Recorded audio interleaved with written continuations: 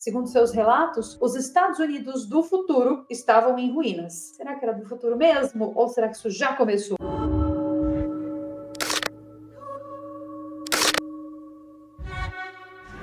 Você acredita que suas ações futuras podem mudar o passado? Bom, tecnicamente isso seria impossível, né? Porque afinal de contas, aqui na terceira dimensão, nós enxergamos essa linearidade do tempo, como passado, presente e futuro, sempre acontecendo nessa ordem. Sendo assim, então, na nossa realidade, nós conseguimos transformar o futuro com ações presentes, certo? Mas, e se eu te dissesse que existe um fato, um caso, um mistério muito bizarro que permeia os anais da Deep Web? Algo que pode nos provar que alguém do futuro foi capaz de mudar o passado. E melhor, não apenas mudar o passado, mas também mudar a nossa realidade. Aliás, ele não foi capaz de mudar o passado, ele mudou o passado. E se eu te dissesse que nós só estamos aqui hoje, eu aqui fazendo meu vídeo e você aí assistindo esse meu vídeo confortavelmente no seu lar, graças a um viajante do tempo que deixou pistas de seu trabalho obscuro na internet. Você acreditaria? Pistas essas que são investigadas até os dias de hoje. Pois é, hoje eu sou Carol Capel, a sua viajante do tempo favorita. Sente-se e acomode o seu bundão na cadeira aí, enquanto eu te conto mais essa peça de mistério da nossa realidade. Mas antes, eu preciso te passar o recado do nosso patrocinador do vídeo de hoje, que é ele. Sim, mais uma vez ele. Eu tô falando do Surfshark. Não sei se você sabia disso, mas ao navegar na internet você pode estar correndo perigo. A verdade é que, apesar de existirem pessoas boas por aqui, o número de pessoas mal intencionadas é muito maior do que a gente imagina. Hackers e golpistas vivem explorando falhas nas seguranças das nossas internets para roubar dados, invadir contas e espionar a nossa atividade online. É por isso que eu uso o Surfshark, que é um dos serviços de VPN mais completos do mercado. Ele protege a sua navegação, esconde seus dados e impede que suas atividades sejam rastreadas. Um dos recursos que eu mais gosto do Surfshark é o Clean Web. Ele bloqueia anúncios, rastreadores e limpa cookies que ficam armazenando suas informações de pesquisa. E o melhor, com uma única assinatura você consegue proteger todos os seus dispositivos ao mesmo tempo. Então, celular, computador, tablet, tudo. Esses cookies, eles ficam nos seus dispositivos e eles são os responsáveis por aumentar o preço de produtos que você já pesquisou antes. Eles sabem que você tem interesse em comprar e por isso eles jogam o preço lá em cima. Ou seja, eles estão utilizando seus próprios dados contra você. Sejam bem-vindos à era do algoritmo ganancioso. Então, além de segurança, o Surfshark também permite que a gente acesse a internet por completo. Você consegue acessar sites, redes sociais e até catálogos de streaming que estão bloqueados na sua região. É como se você estivesse em qualquer lugar do mundo com um clique e com privacidade de verdade. Ah, e para quem é seguidor aqui do canal, tem desconto exclusivo sempre. Você só precisa adquirir o Surfshark através do link que está aqui embaixo na descrição. Mas você tem que comprar através desse link para ter acesso ao desconto. Bom,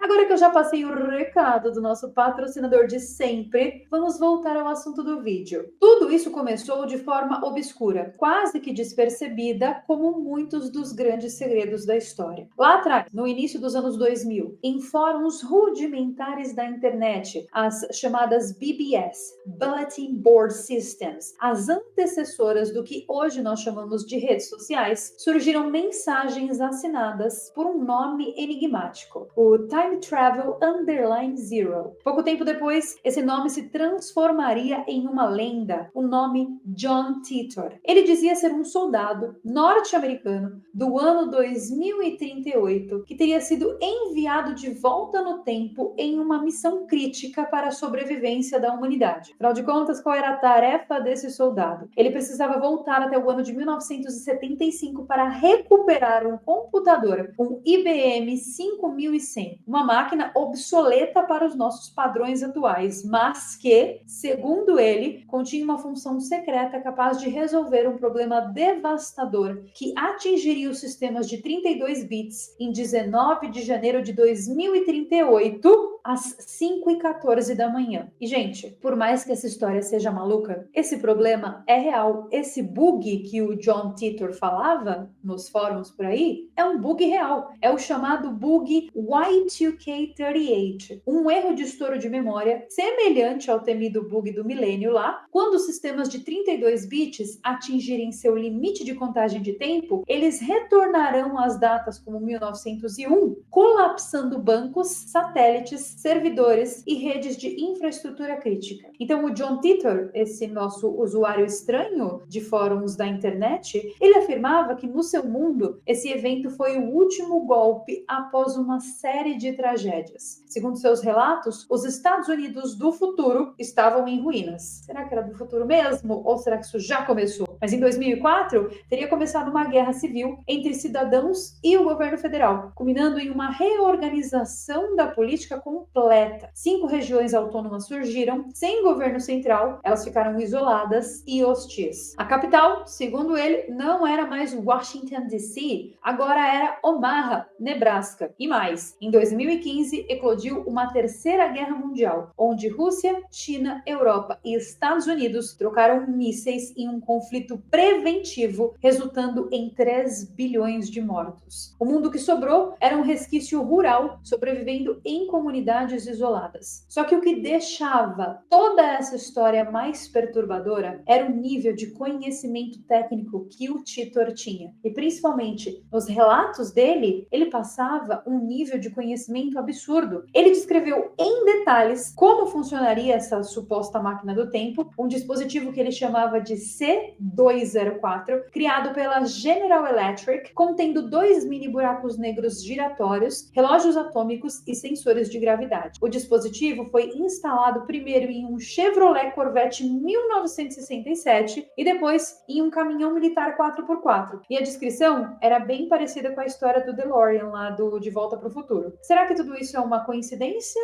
ou uma camuflagem proposital? Bom, a função principal daquele computador que ele precisava pegar lá em 79, do IBM 5100, era ainda mais impressionante. Essa máquina conseguia emular linguagem de programação de sistemas mainframe secretos, algo que só um punhado de engenheiros sabia antes dos anos 2000, ou seja, ele tinha informação privilegiada demais para ser um simples usuário da internet. Ainda assim, esse cara, o Titor, ele já falava sobre isso nos fóruns antes da revelação pública dessa capacidade. Um engenheiro da própria IBM, o Bob Dubke, confirmou que essa função realmente existia e que quase ninguém de fora da empresa tinha conhecimento dessa função antes dos anos 2000. Então a pergunta que não quero calar é: como esse cara sabia? Bom, as mensagens de Titor não paravam por aí. Ele falava sobre Stephen Hawking e sobre a teoria dos buracos negros, afirmando que Hawking estava errado em pontos específicos, o que mais tarde foi confirmado, ou seja, ele tinha razão. Ele também mencionava a possibilidade de linhas temporais múltiplas, que, segundo ele, cada viagem no tempo cria um novo universo divergente. E isso explicaria porque muitas de suas previsões ainda não aconteceram exatamente como ele disse. Porque na sua linha temporal, ou seja, na linha temporal dele, tinha uma guerra em 2004. Já na nossa, talvez ele tenha evitado que tivesse acontecido, e o que significa que talvez ele tenha tido sucesso em sua missão. Mas ele não parou por aí não, tá? Ele falou dos OVNIs também. Quando perguntaram para ele, e os OVNIs? Ele disse, não sabemos ao certo, mas suspeitamos que sejam viajantes do tempo de linhas ainda mais distantes que a minha, usando máquinas superiores. Uma linha temporal diferente, um grupo diferente de seres humanos, talvez uma elite que viaja entre mundos, colapsando realidades como quem vira páginas de um livro. Percebam que isso que ele fala se alinha perfeitamente com aquilo que disse Jacques Vallée sobre a verdade por trás desses OVNIs. Em 2001, após essa imensa atividade nos fóruns por parte de John Titor, ele desapareceu completamente, nunca mais escreveu e nunca mais apareceu em rede social nenhuma. As mensagens que surgiram depois, entre 2003 e 2004, já apresentavam algumas inconsistências e foram muito descredibilizadas, né? Foram consideradas apócrifas. Ou seja, tudo indica que alguém estava imitando o John Titor oficial. A aquele John Titor oficial. O João Titor, o nosso queridão da guerra. Devia ser alguma imitação criada ali por fãs ou por pessoas infiltradas tentando deturpar essa história toda. Só que a história toda não para por aí não, tá? Porque alguns dizem que o nome John Titor foi registrado legalmente por duas pessoas, por uma advogada da Flórida chamada Larry Haber e por seu irmão, que era um especialista em informática. Então, será que eles juntos teriam criado toda essa história? Ou será que eles apenas tentaram se apropriar do fenômeno que já existia? O fato é que a família Haber jamais explicou de forma convincente como eles tiveram acesso à narrativa, e nem porque eles registraram uma marca baseada em algo que supostamente era fictício. Só que tem um detalhe que quase ninguém menciona. Bom, ninguém que fala sobre esses mistérios na internet menciona por aí. E que pode ser a prova mais concreta da autenticidade desse cara, do John Titor. É que antes das mensagens nos fóruns, em 1998, 2 faxes misteriosos foram enviados ao programa de rádio Coast to Coast AM, tá? Da faixa AM lá de notícias, apresentado por Art Bell. Nesses faxes, alguém que se identificava como um viajante do tempo alertava sobre um futuro sombrio e mencionava o tal do computador, o IBM 5100, e descrevia a divisão dos Estados Unidos 2 anos antes da primeira mensagem oficial de John Titor aparecer no BBS. Então, será que era uma coincidência?